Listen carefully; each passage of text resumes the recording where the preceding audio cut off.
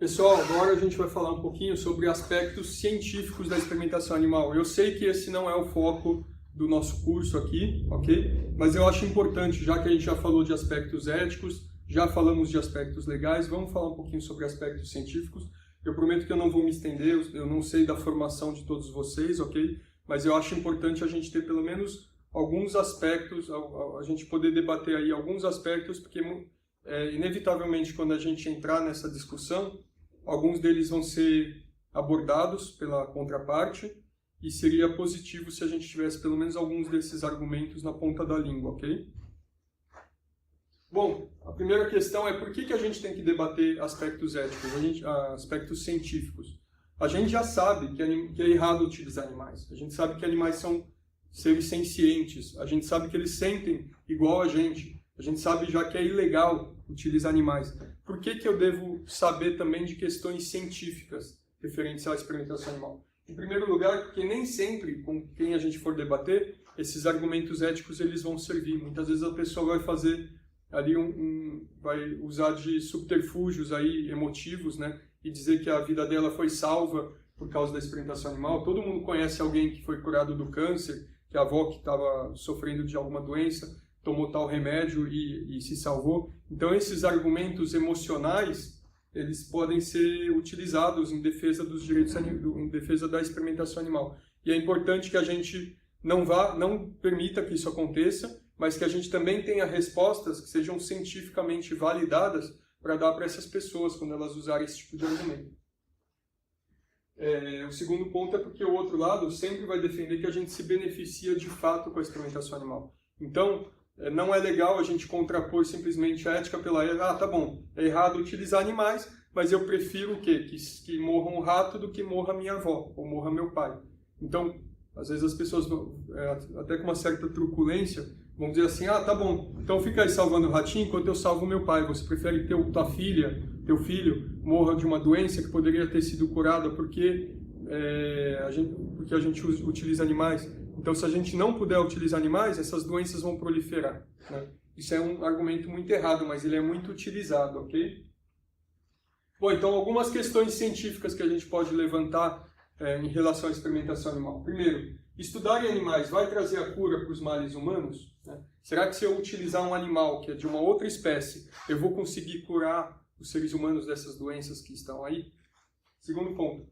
Os dados que eu obtenho, dados podem ser extrapolados de uma espécie para outra. Vamos dizer que eu obtenha dados de uma pesquisa que eu faço com ratos. Eu posso pegar essas informações que eu obtive de ratos e extrapolar isso para o ser humano? Terceira questão. Qual pode ser as consequências da extrapolação de dados entre espécies? Será que se eu simplesmente pegar esses dados do rato, colocar no ser humano e não der certo, tudo bem? Não tem problema nenhum? Ou será que tem alguma consequência negativa de eu fazer isso? Quarta pergunta. Uma doença que seja induzida experimentalmente, ela tem as mesmas características de uma doença natural? Né? Então, eu usei um exemplo aí na primeira aula introdutória, falei que é possível se induzir o diabetes em animais. Na verdade, não é o diabetes, mas você pode induzir sintomas muito semelhantes ao diabetes em animais, né? Então, será que se eu induzir um cachorro a ter diabetes, ele é diabético de fato, ou simplesmente ele está apresentando sintomas de uma doença chamada diabetes em seres humanos? Ok? Bom, para aquela primeira questão, estudar em animais vai trazer a cura para os males humanos? Pessoal, desde que eu era criança, eu vou contar para vocês. Na minha escola, eu tinha que levar recortes de jornal toda semana. Era uma forma de estimular os alunos a lerem jornal, né? Então, eu sempre escolhia da página de ciências, né?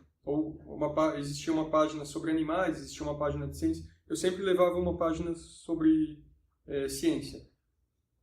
E eu tinha que comentar, não bastava eu simplesmente recortar, eu tinha que comentar.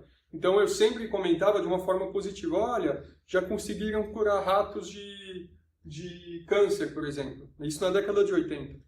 Já conseguiram curar ratos de câncer, ou seja, a própria matéria dizia, em breve vamos curar seres humanos também.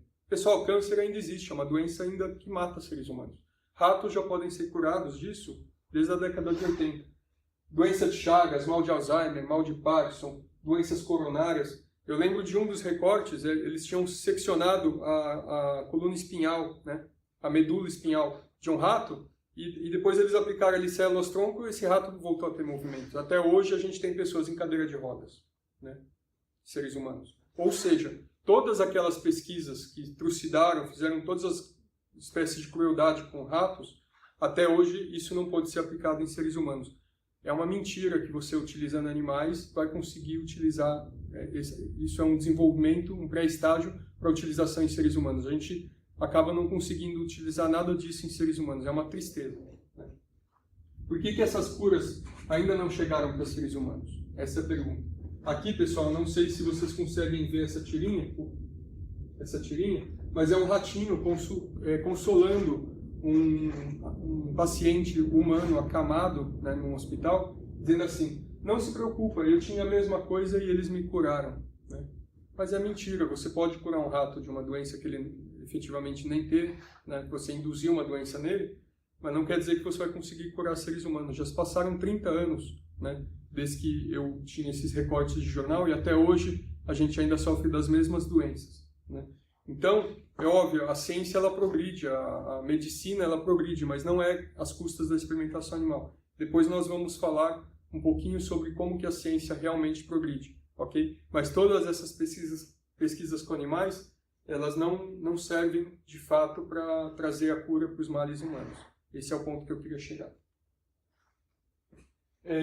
A segunda pergunta: dados podem ser extrapolados de uma espécie para outra? Pessoal, é o que eu sempre digo, ratos e camundongos, para a maioria das pessoas, são basicamente o mesmo animal. O rato é um pouco maior, o camundongo é um pouco menor. Mas para as pessoas, de uma forma geral, elas olhando para um camundongo, elas nem sabem se aquilo é um rato ou um camundongo, ou se é um filhote de rato.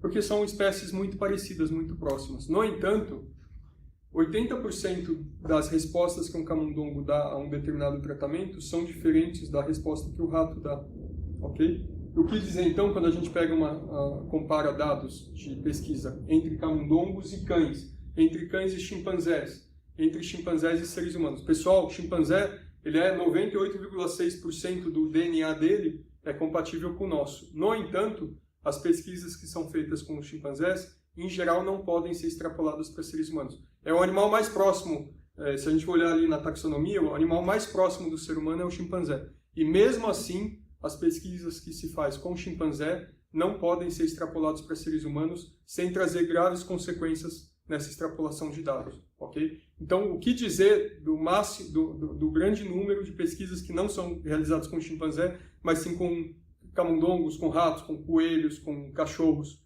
com outros animais, ok? Se nem com o chimpanzé, que é nosso parente mais próximo, 98,6% do DNA compatível, nem esse animal, que é tão próximo de nós, ele serve como modelo para a nossa espécie, o que dizer dessas outras espécies que são muito mais distantes taxonomicamente falando, ok? Então não dá para alguém defender a ideia de que utilizar um animal de uma outra espécie serve para trazer pesquisas para os seres humanos, simplesmente porque a evolução implica em mudanças metabólicas, pessoal.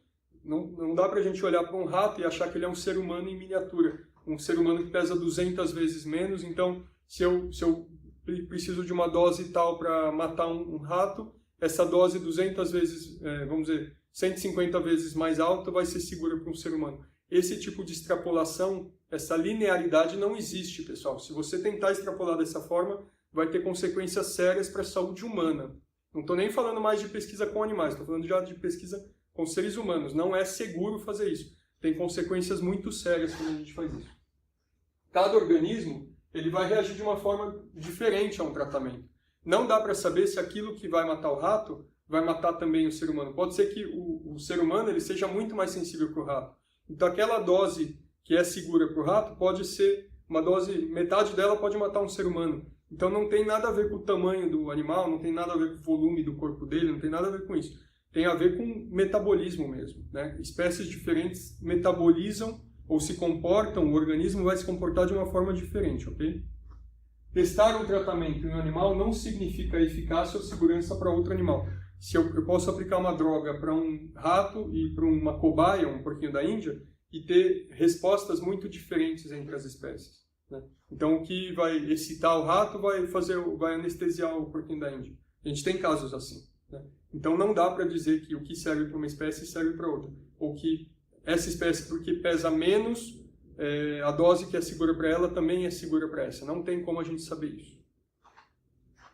Até porque se fosse seguro, esse conhecimento fosse seguro para seres humanos, a gente poderia ir ao veterinário e não precisaria ir ao médico, né? A gente poderia se consultar com o veterinário. A diferença é que existem diferenças entre espécies, ok? Igualmente, um veterinário não pode trabalhar com animais. Não, desculpa, um médico humano não pode trabalhar com animais. Bom, essa tirinha mostra uma junta médica no leito do hospital ali, o paciente acamado e eles pensando, né, com um remedinho na mão. E aí, vamos tentar essa? Reanimou o cachorro, anestesiou o camundongo, excitou o rato, matou o porquinho da Índia. E aí, o que será que vai fazer com esse ser humano? Não dá para saber, né? Então, inevitavelmente, a primeira pessoa que for tomar esse remédio vai ser a primeira cobaia. Não tem jeito, não adianta pesquisar em animais, porque os primeiros seres humanos que forem testar o medicamento, eles vão ser as verdadeiras cobaias humanas. Não tem como garantir que a droga está segura simplesmente porque foi testada em todas as variedades de animais, porque quando a gente for testar em animais, em seres humanos, é um novo teste, ok? E aí, quais são as consequências da extrapolação de dados entre espécies? A gente tem aqui um exemplo, né? O mal de talidomida. Muitas vezes a gente vê ainda essas pessoas estão na rua, é uma infelicidade o que aconteceu, né? Uma droga que foi considerada um antiemético, né? Então evitava as pessoas vomitarem, ela tirava aquela ânsia de vômito, né?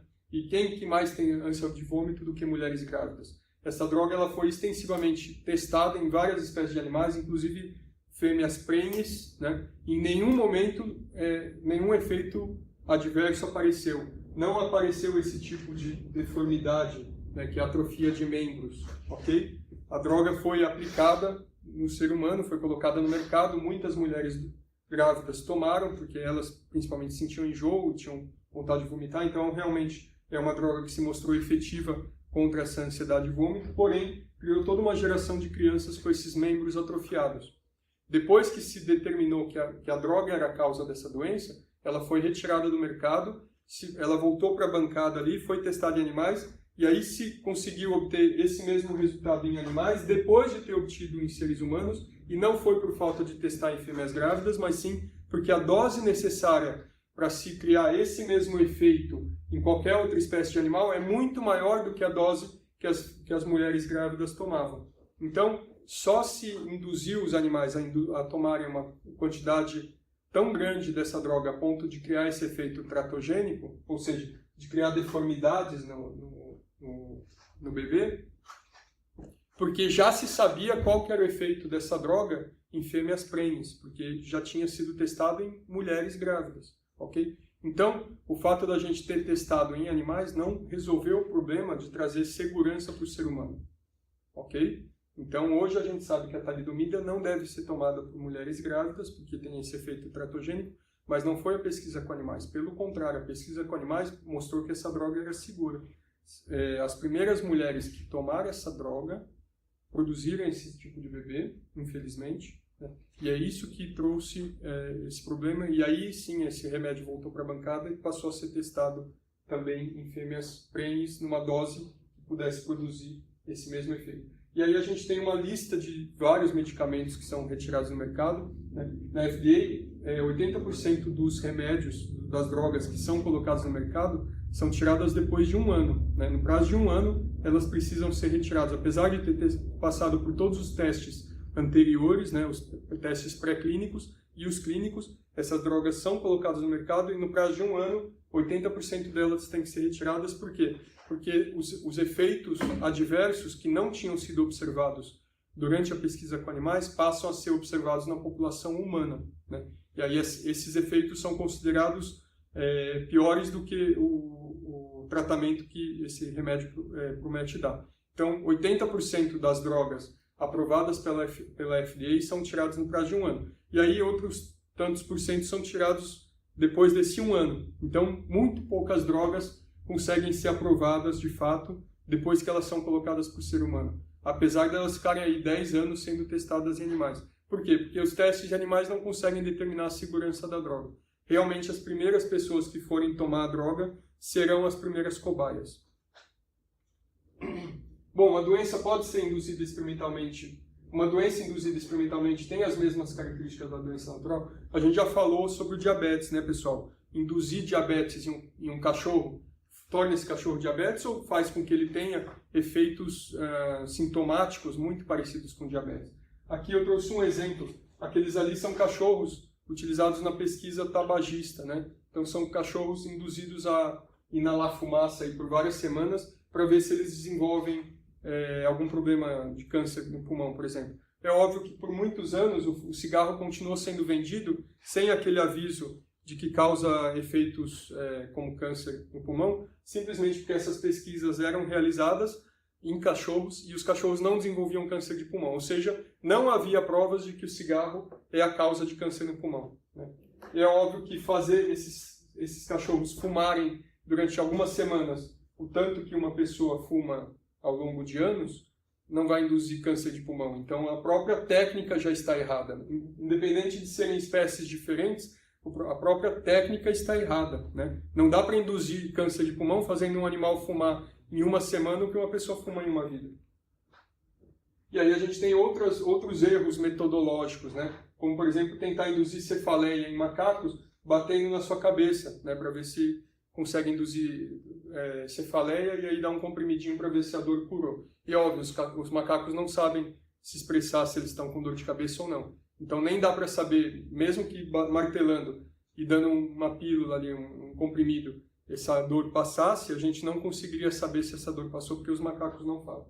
Ou o erro ou indução do diabetes. Então a gente tem muito erro metodológico realmente nisso tudo. Seria como, pessoal, na nossa própria espécie, vamos esquecer essa ideia de extrapolação de dados entre espécies, ok? Seria como eu fazer essa pessoa que nunca fumou na vida, de repente fumar, sei lá, 1 milhão de cigarros, eu calculo quanto que um fumante fuma em 10 anos, e fazer essa pessoa fumar em um dia todos aqueles cigarros e acreditar que essa pessoa vai ter um câncer de pulmão. É um absurdo, né? Uma metodologia absurda. E aí vem a discussão. Eu não consigo nem tão pouco utilizar esses dados da pesquisa com animais mesmo para animais, né? Vamos dizer aqui, ó, eu tenho um canil cheio de beagles, né? Esse canil é de experimentação animal. Esses animais só são manipulados para servirem de experimento para, vamos dizer, criar um remédio que seja pertinente ao beagle. E aquele beagle, ele é um beagle de apartamento, ele recebe carinho, ele dorme na cama com o dono, então é um animal totalmente diferente. Ele só vai adoecer se for por causas naturais. Esses aqui não, eles adoecem de forma induzida, né? Esses aqui, aquele ali que mora no apartamento, ele é menos estressado, ele tem um sistema imunológico mais ativo. Esses aqui não, eles vivem num ambiente estressante, um late, todos latem. É a noite toda a cachorro latindo, eles dormem em cima das fezes. Então, apesar de serem animais da mesma espécie, eles têm metabolismos muito diferentes, não por motivos genéticos, mas por motivos ambientais. É como se eu acreditasse que utilizar prisioneiros de um campo de concentração servisse para alguma coisa. O Dr. Mengele e muitos outros médicos nazistas utilizaram aí judeus, ciganos, gêmeos, né, pessoas gêmeas, eslavos, em pesquisas médicas. Nada do que eles fizeram a gente pode aproveitar hoje. Apesar de eles serem da mesma espécie que a gente, essas pesquisas foram realizadas com seres humanos em condições totalmente diferentes das que a gente vive. Então é a mesma ideia, tá, pessoal? Pesquisar com animais para utilizar, mesmo que seja isso para medicina veterinária, não é adequado. Agora vamos falar, a grande pergunta é, a nossa saúde ela depende da experimentação animal? Muita gente vai dizer que sim, né? Principalmente pessoas ligadas ao lobby, né? Qual que é o lobby? É o lobby da indústria farmacêutica, é o lobby das universidades, o lobby dos institutos de pesquisa, é o lobby daqueles que lucram com a experimentação animal, daqueles que fornecem equipamentos, ração, gaiolas de contenção, equipamentos de contenção, tudo aquilo que se utiliza num laboratório que utiliza animais, existem pessoas que lucram com isso, né? Então é óbvio, os próprios governos vão ser influenciados por esse lobby. Então é óbvio que muita gente vai dizer que a gente depende da experimentação animal. E essas pessoas que são pagas para dizer isso, elas têm um poder de convencimento muito grande em relação à população de uma forma geral. Tanto é que é consenso, basicamente, em todos os meios, que a gente realmente depende da experimentação animal. Porém, isso não tem fundamentação científica, tá, pessoal? Isso é simplesmente uma ideia que foi proclamada por um lobby de pessoas interessadas em fazer a gente crer que realmente a gente depende da experimentação animal. Porém, não existe base científica para essa afirmação, ok? Bom, o que essas pessoas alegam? Grande parte do discurso delas vai dizer assim: a maior parte dos avanços médicos que a gente tem hoje na civilização moderna resulta do uso de animais na pesquisa. Então, todas as vacinas, as novas drogas que são criadas aí, colocadas no mercado, a cura do câncer e da leucemia, a cura da AIDS, o desenvolvimento de técnicas cirúrgicas, a cura do diabetes, a cura da esclerose múltipla, doenças degenerativas, o próprio transplante de órgãos, né? Então, tudo isso deriva da pesquisa com animais.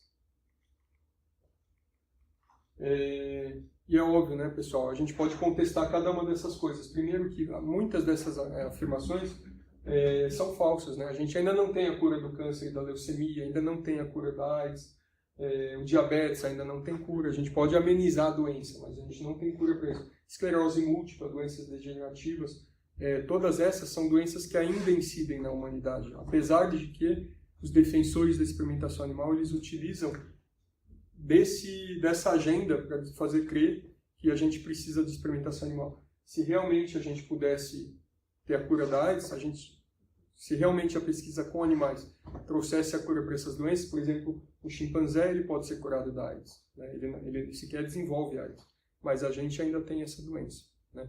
Então, todas essas ideias são colocadas aí na mídia e as pessoas não questionam, né? Por exemplo, transplante de órgãos, né?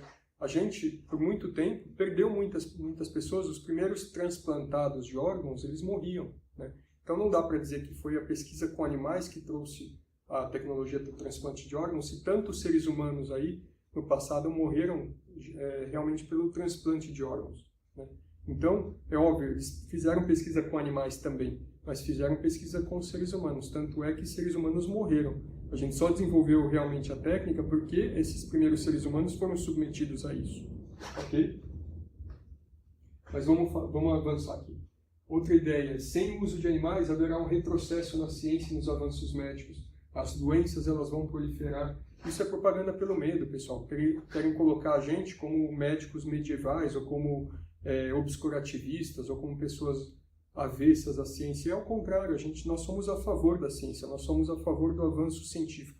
A única coisa que a gente quer é que não se utilize animais, porque a gente entende que a utilização de animais não traz o avanço científico. É um grande desperdício de dinheiro. A pesquisa com animais ela consome milhões, bilhões de dólares todos os anos, né, no mundo inteiro, né? E mesmo assim a gente não tem a cura para as doenças. Pelo contrário, a gente está desperdiçando dinheiro, está desperdiçando, obviamente, vidas animais, e estamos desperdiçando vidas de seres humanos, porque as pessoas estão na fila esperando a cura de vários tratamentos que não vêm, porque eles primeiro têm que ser testados em animais, e esses testes vão levar aí 10 anos, né? E tem gente que está morrendo hoje, precisando desse tratamento hoje. Mas é a propaganda pelo medo. Se acabar a experimentação animal, a gente volta para a Idade Média. Basicamente é isso que eles querem dizer. E as pessoas são levadas a crer, então, que suas vidas dependem da vivissecção. Então se faz aquela propaganda, né, pessoas agradecendo os animais porque salvaram sua vida, porque eles tinham uma doença terminal e hoje eles não têm mais. Mas é óbvio que não foi a pesquisa com animais que salvou essas vidas, né? Então a gente tem que desconstruir esse argumento. E para conseguir fazer isso, a gente tem que conhecer um pouquinho sobre a história da ciência. E o medo a gente se combate com a informação. Então, como que eu, pelo menos, decidi isso? Eu estudo história da ciência, né, no que me cabe. Pelo menos eu estudei muito mais no passado. Hoje não faz mais parte das minhas atividades, mas eu estudei bastante para poder argumentar contra essa falácia de que a gente, realmente, tudo que tem de bom hoje na medicina veio da experimentação animal. Então, eu combato essa ideia estudando a história das ciências e mostrando que não é bem assim. Outra forma de oposição é observar os casos de experimentos em que animais não levaram a resultados desastrosos. Por exemplo, aquele da talidomida. Mas existem tantos outros, né? Histórias de sucesso da pesquisa com animais que, quando foram aplicados a seres humanos, trouxeram verdadeiras desgraças, né? Aquele caso da talidomida nem é o mais grave. Ele pode ser o mais documentado, mas não é o mais grave, né? A gente tem casos muito mais graves. Tem casos que as pessoas morrem. e divulgação de informações para o público em geral. Eu, pelo menos, dou bastante palestra em relação ao assunto, sou convidado para as instituições, tenho ido falar, escrevo textos em relação ao assunto, escrevi livros, né? Porque eu acredito que divulgando essa ideia, a gente consegue desconstruir essa falácia, essa grande falácia científica que diz que realmente a gente precisa da pesquisa com animais, a gente não precisa. Pessoal, na próxima aula, então, a gente vai falar um pouquinho sobre história da ciência, ok? Obrigado.